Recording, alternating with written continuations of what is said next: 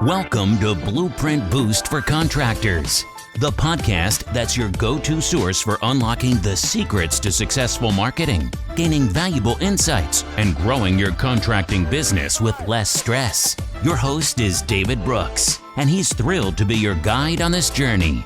As a seasoned expert in the contracting industry, David understands the challenges you face. That's why each episode is crafted to provide you with actionable strategies and proven blueprints to boost your business to new heights. We'd like to welcome everyone to another episode of the podcast. Thanks for tuning in. We do have a guest with us for this episode of the podcast, and I'll allow him to introduce himself. Hey, my name is Jonathan Pototschnik.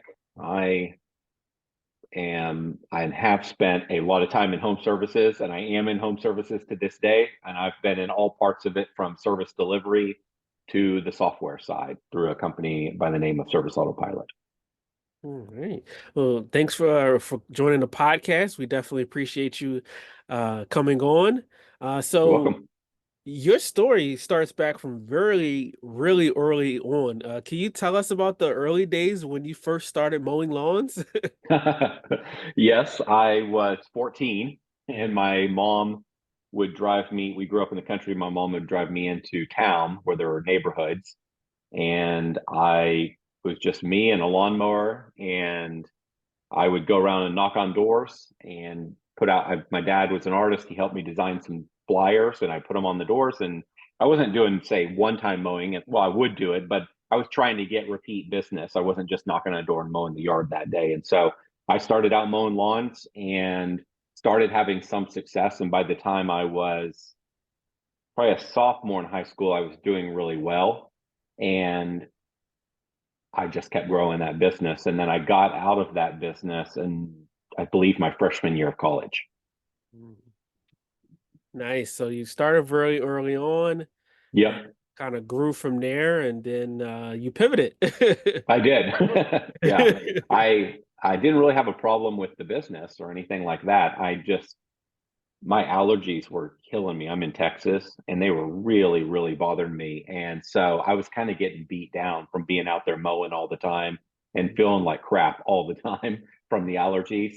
And so it was a combination of that and probably wanting to do something new, but I was also interested in technology. And so I had started going to college to get my degree in technology in computer information systems. And so I was wanting to start moving that direction.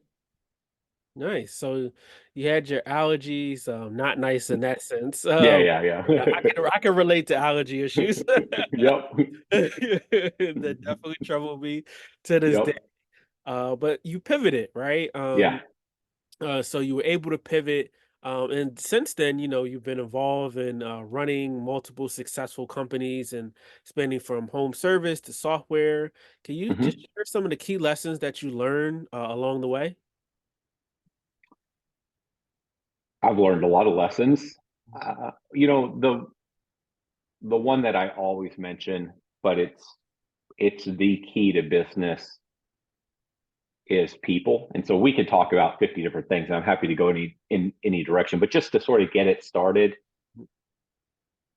a lot of times in the early days, you think about people as simply the person that you hire that's going to do an activity in the business. So if you're mowing lawns, it's like, who's going to help me mow lawns? I'll run the line trimmer and I'll blow and weed eat and do all that. I need somebody to mow. I'll drive the truck. I just need somebody to help me mow. And so you're really and then eventually you progress a little bit. It's like, man, I need somebody to help me answer the phones. So you think about it as a task. I need this person to answer the phones, or I need them to help me do some scheduling or get the invoices out, whatever the scenario might be. And that's the frame by which we think about people. But really, people are the entire unlock of business. And for many, it doesn't feel like you hear about somebody has a bigger business, and you imagine that all the problems you're having in your smaller business, they're just going to be magnified by 10 times or 100 times when the business is bigger, because you know how this works. There's lots of problems in a business. There's like client complaints, employees don't show up. It's hard to get the invoices out on time. There's little problems going on. So you just like, man, if this business were 10, 20, 30 times the size, it would suck. It would be so much worse than this. And so the frame change there is that it's really not worse to grow a bigger business. It's actually much easier because in the early days, the only person you can afford is that individual to help you mow the lawn or that person to answer the phone. But people are the entire unlock. They're the entire game of business. And so it's this mindset shift as you learn in business that, hey, I could eventually just go hire a person that will take all this stuff off my plate, that will take away the majority of these problems, or the only stuff I work on is the biggest stuff, the most important stuff, or the stuff I most enjoy. And so to wrap that up, my point is that as I've grown in business, the older version of and more experienced version of myself really understands now that the entire game of business is people. And what you're trying to do in the early days is just get the business big enough and save enough money that you can keep hiring the next level person. And that's the focus. And so you want to make sure that everything you're learning, whether it be recruiting employees or how to fire employees or how to train them, how to mentor them, like you need to spend a tremendous amount of effort in that area because that's the thing that will ultimately make you the most successful. Yeah, I totally agree. And it's that process of training and growing and fostering, valuable relationships is the key to growth and the being part of the success story is being able to not only provide that customer service outside of the business, right, but also inside too as well. Yeah, I agree with that. Mhm. So you listed some of the key lessons. And let's expound on that a little bit more. I know we can go deeper, so I'll allow you to go deeper. Okay. On the people specifically or on other lessons that I learned? We could do other lessons. Okay. So people would be the top one. Another lesson, there's so many, so I'm trying to think how we could go about this. Another one I've really observed in individuals that are running, they're younger in business, meaning they have a newer business. There's this one specifically is around the market that you serve. And to some degree, there's nothing you can do about this for some period of time, but there's a lot of individuals that happen to be in a market where whatever the thing is that they're selling, there's not a lot of buyers that can actually afford the thing. They may not realize that. Mhm. So let's use an example of fertilization and weed control. Mhm. So fertilization weed control to me is not a luxury service, but it is a service that you could cut before you cut, say, lawn mowing. Mhm. So there's a hierarchy of what service, if you're running out of money, you got fired, the economy is really bad, there's a hierarchy to which services you would cut first and what's the last service you would ever get rid of. Mowing tends to be, in this example, down the list of services you would get rid of. All right, so if you are in a market and you want to be in the fertilization weed control business, and I'm just using it as to illustrate a point, but most people in your market really don't make much money. They just really don't have much disposable income. There will be a smaller percentage of people that can buy that service than compared to, say, a Dallas, Texas, or an Atlanta, or you can name all kinds of other cities where there are pockets within those cities that if you serve them, a huge percentage of the people in any given street will buy that service. So, for example, in the right neighborhood, in somewhere in a Dallas or an Atlanta, and again, there's tons of other cities like this, there might be 50 to 70% of people on that street would buy a service like lawn mowing.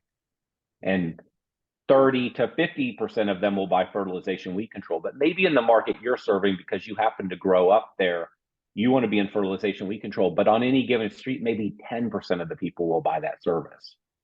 And that means that it's going to cost you more to get in front of those people, and you have a limited budget to market to them. It's going to be harder to build the business. It doesn't mean you shouldn't do it. And so one of the things that I believe is that there are a lot of really smart people that are really hard workers that are very capable in whatever the business they've decided to build. And I simply use fertilization weed control. It could be HVAC, it could be plumbing, it could be gutter cleaning, it could be anything. They are serving markets that are really not great markets. They're okay markets, and therefore it's much more difficult, much slower, and more expensive to build their business. And maybe they're serving that market because that's where they live and they grew up. Whereas if they were to relocate 45 minutes or an hour away, they might find themselves in a market that's vastly better. And so all their hardworking skills and all the things they've learned and all the YouTube videos they've watched, they would suddenly find if they were in the right market, they're twice as successful. There's a lot of people around the country that are beating themselves up wondering what's wrong with them, and they're simply serving the wrong market. And they think the problem is them. And yeah, the problem is probably a little bit of them because there's still more things to learn. But the reality is they're way better and way more capable than they're being led to believe based on the results they're having. And it all goes back to being in the right market where there's a high probability that any given buyer that you're marketing to will have the money and have the desire to buy your thing. Yeah, I think that that's so crucial what you just said, and from the instance of, I can remember a personal example of having a prior client, and the market that they were in was capped out, whereas though they were ranking, number one for various different keyword phrases. And, I checked each and every possibility for them, and gave them a detailed report. And I said, I think that you just have outgrown your current audience. Mm-hmm. So you're not getting a lot of new homeowners into the area. So the existing homeowners, existing population, they already know who you are. They're probably already most likely customers. So with not a lot of growth and new people coming into the area, and you don't have a huge population size, you're kind of handcuffed. It's not anything that the marketing is doing, is not something that you're doing, but it's outside of that. Yeah. Yeah, usually in marketing, when you're thinking about going out to sell something, and we could be talking outside of home services here, it could be anything. You're selling a weight loss drug, you're selling a supplement, you're selling some e-commerce product. Where you start is, am I going after the right market?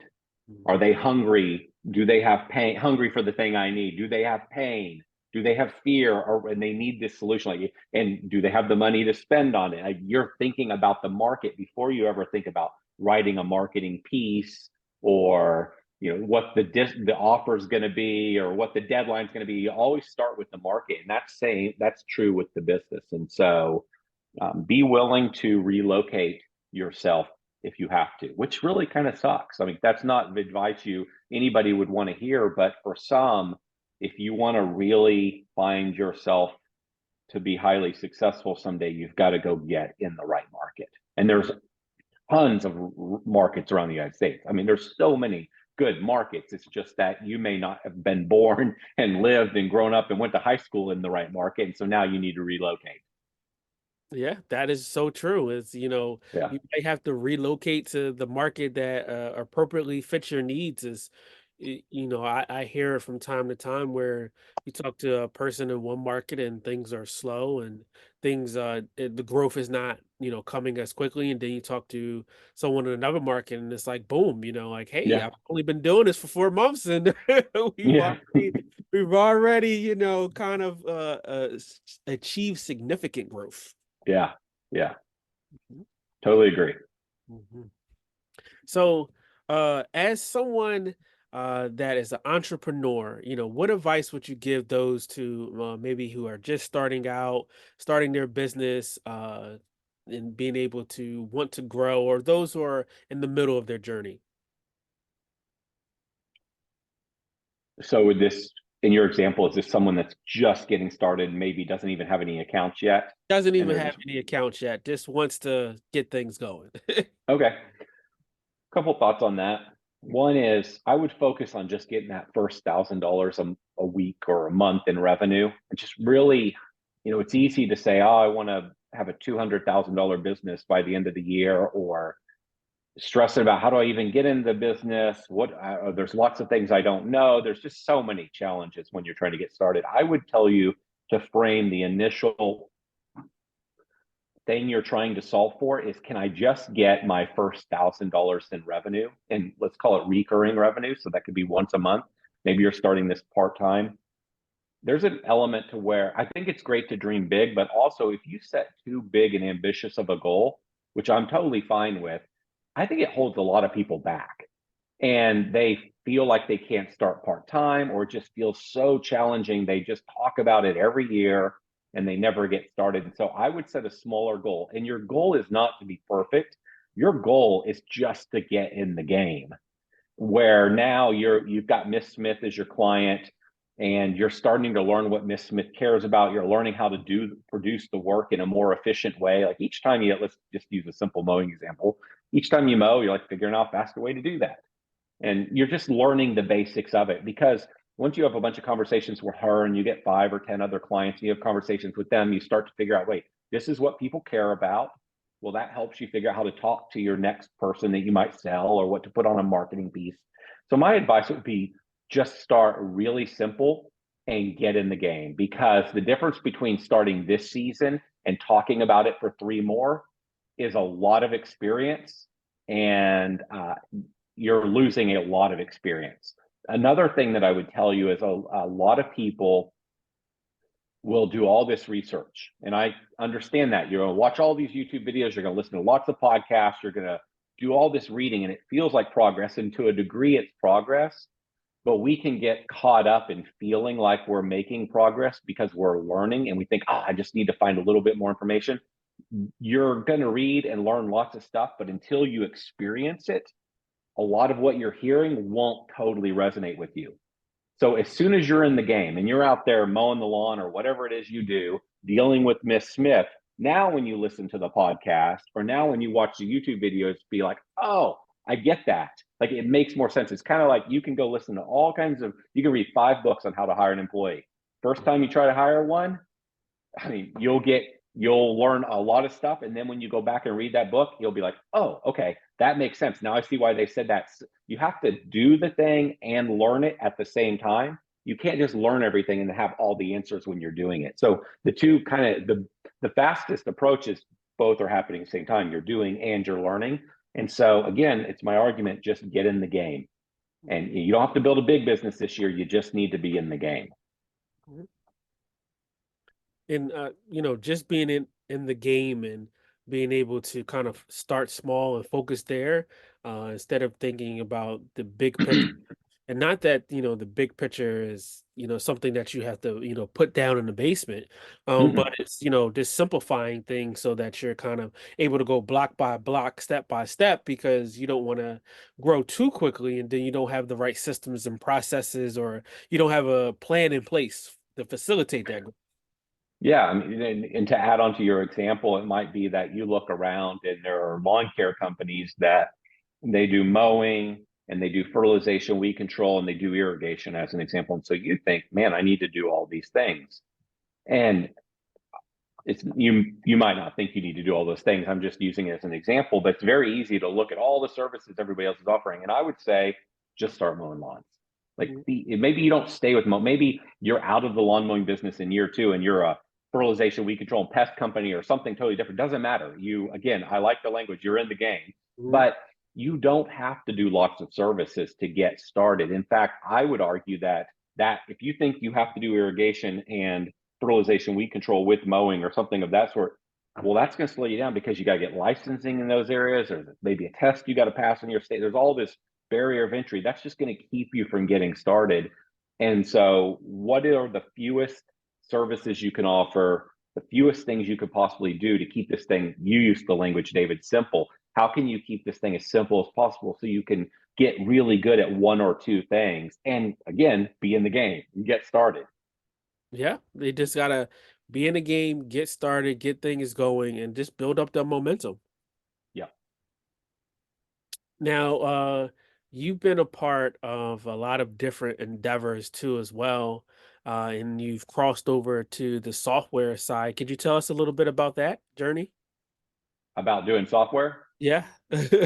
Yeah, so I actually started in software. I did the lawn care thing, and I had some vending machines, and I was buy and sell cars. So I did some stuff when I was younger, and then I started my first software business at 23. I think I was 23 or 24, I don't remember. That business, after a couple of years, we closed it down. We were working on a problem that was probably maybe a little too challenging, but it was absolutely too challenging if you didn't raise capital. And so that's what then resulted in me ending up in the cleaning industry and then back in lawn care. And so I was trying to figure it out. Well, I was trying to get back to software, but I didn't have a software idea and I didn't want to get jobs. So anyway, when I got back into software, which was Service Autopilot, I had experience, not building something like Service Autopilot, but I had experience in technology because I'd done a bunch of software programming consulting, and then I tried to start that first business. And the whole world had changed since that time. Technology evolved so fast, things had changed. And so Service Autopilot was probably the business that has taught me the most lessons about building business. And the journey, I would describe it, was pretty tough. Especially the first 4 years, 3 to 4 years. I think in about 3 years into that business, we were confident that it was going to be a good business and we were definitely going in the right direction, but they were really, really hard years because I'd say the first 4 years were really hard because we didn't raise capital, we didn't use debt. And so we were building the software well, figuring out how to sell and market it. It was a really challenging time, but through that, I really learned through Service Autopilot more than any other business, I learned how to build a real team. And I had a good team at CityTurf, so I'm not saying that wasn't good, but I learned how to really build a team. I learned how to really get better, even better at marketing. So I grew personally tremendously building that business. And it's the hardest business I've built, but it's for sure the most rewarding business I've built. Nice. And you pivoted and then you learn. Like you said, you had some hard years and you had some hard times, but those lessons you were able to kind of take them and allow it to be able to kind of mold you and get to where you are today. Yeah, I mean, and I think a lot of people, me included, we want to skip all the hard stuff and the challenges and the pain, but the reality is that's the stuff where, and a lot of people say this, but that is truly where a lot of the progress comes from. And one of the big things in business is you have to have the confidence and the belief that there are going to be these future problems. So let me back up a second. You want to grow a big business. You've got a little business now. And back to my example earlier, you picture all the little business problems you have now as being 10, 20, 30, 100 times worse if it gets big. That's a falsehood because you bring in more people to help you. The other thing is you deal with problems in this business and they wear you down. And you know that as the business gets bigger, you're going to deal with bigger problems. You're dealing with more money. You're dealing with more employees. You're dealing with more people that might not all show up on the same day. Like, it's more. And so one of the things that really holds people back is the fear of what is the problem going to be?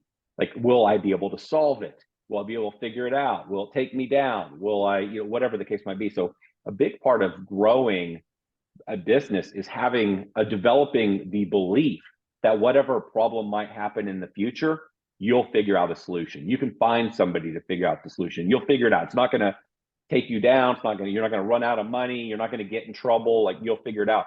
And the reason I brought that up is because the very thing that we don't want problems and stress and frustrations and hard times. Those are the exact things that build that confidence that, hey, I've been through like 50 hard things. We figured them all out. Yeah, it sucked, but we figured them all out. That's the thing that gives you the confidence to actually build the bigger business. So you have to go through that to even develop the confidence that you and your team will be able to engineer solutions to whatever might come that you can't even imagine yet. Valuable. And another thing or thought that comes into mind is you've been through different iterations throughout your journey, and you have a family. And how do you balance that? I think that's a lot of question for business owners is, trying to have that balance with the demand of the business and the demand of personal too. Yeah, I don't think anybody can do a perfect job at it.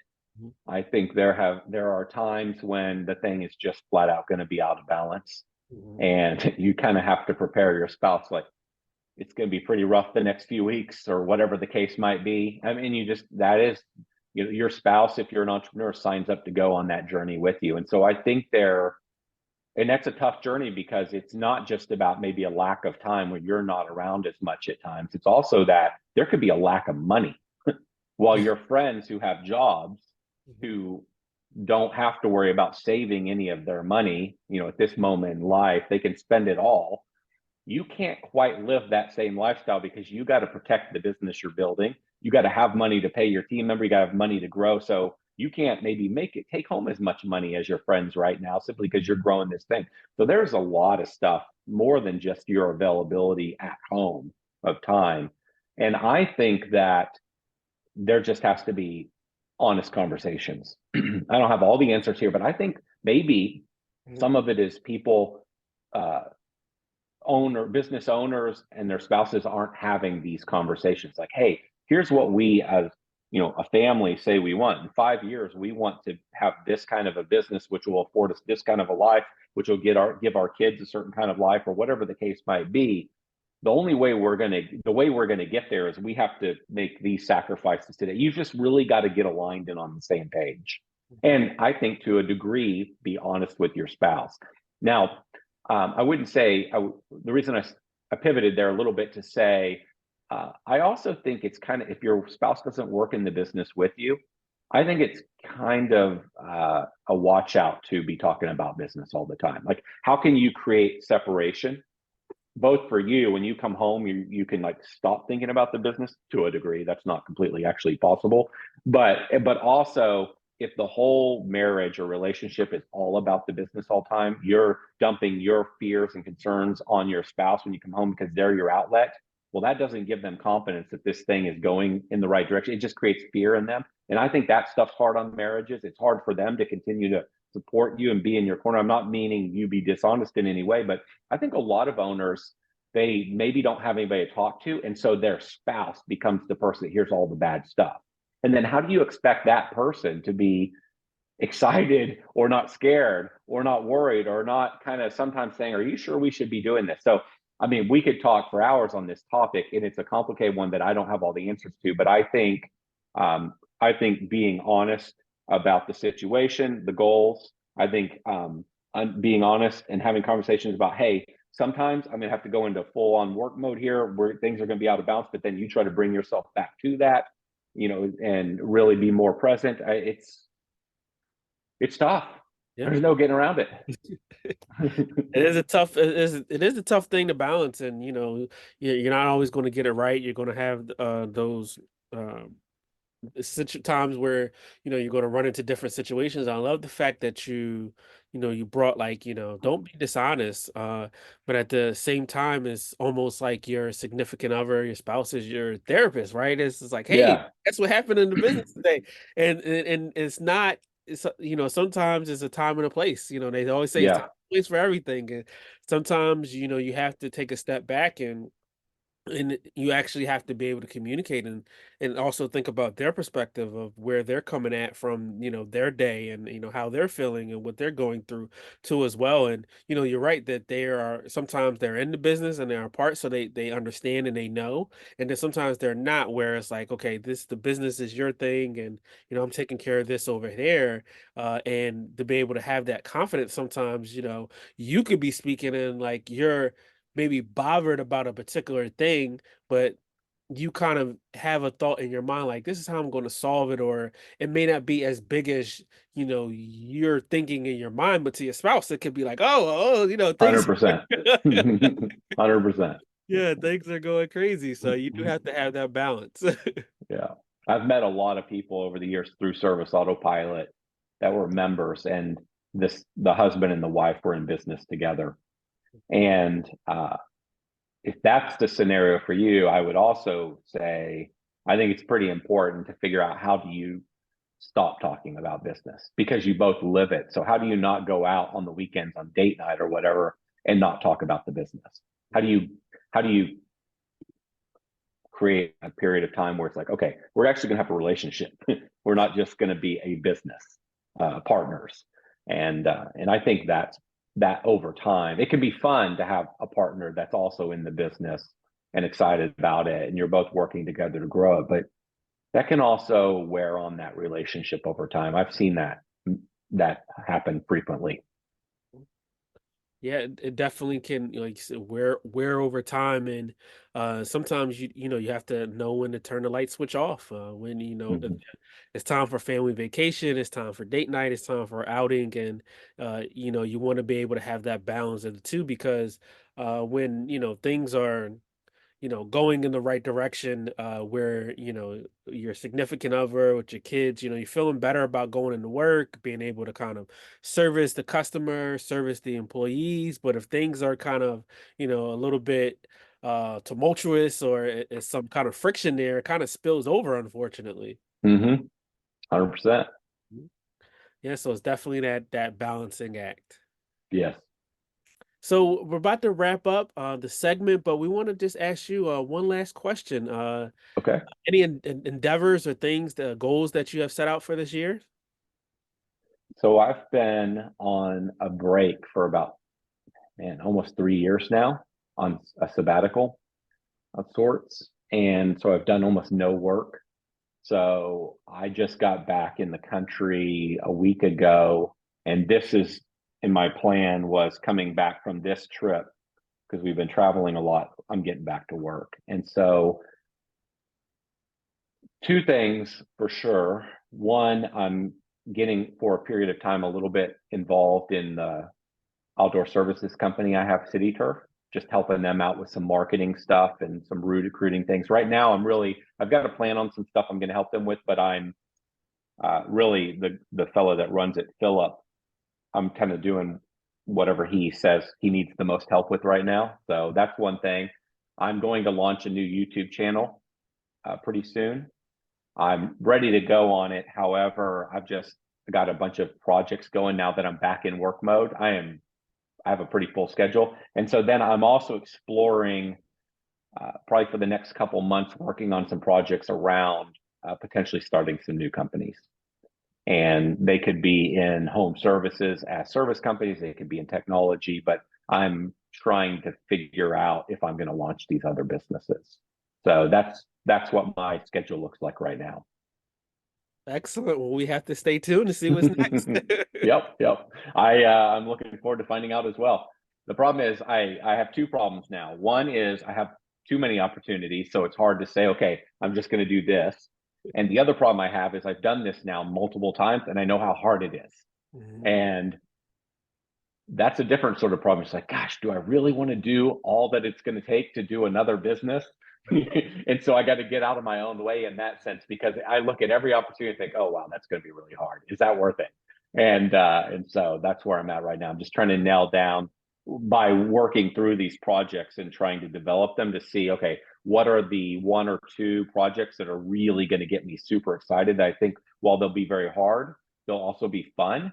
And whichever of those few projects surfaces to the top is like, okay, this is the thing I get really excited about doing for the next 10 years. That's the direction I'll go. That's the phase I'm in right now. All right, excellent. No, well, we hope that you come to that decision. We know it's going to be I hard will. to make, but you've been successful throughout, and we're looking forward to seeing what comes up next. Well, thank you. It's funny because you mentioned, we're talking about lawn care and growth when you think about a lawn, and so we're tempted to see what you're going to grow next. Yes. I can't wait to know either. So, Well, Jonathan, thanks again. We oh, appreciate you're it. welcome. Very Thanks, happy to do it. thanks everyone for listening. Jonathan's been a great guest. We look forward to having him back. Make sure that you subscribe and leave your comments, and don't forget to tune in for the next episode. Thanks again. Thank you for tuning in to another episode of Blueprint Boost for Contractors. We hope you found today's insights and strategies valuable for your contracting business. If you enjoyed the episode, don't forget to hit that subscribe button and please leave us a review. Your feedback helps us bring content that truly matters.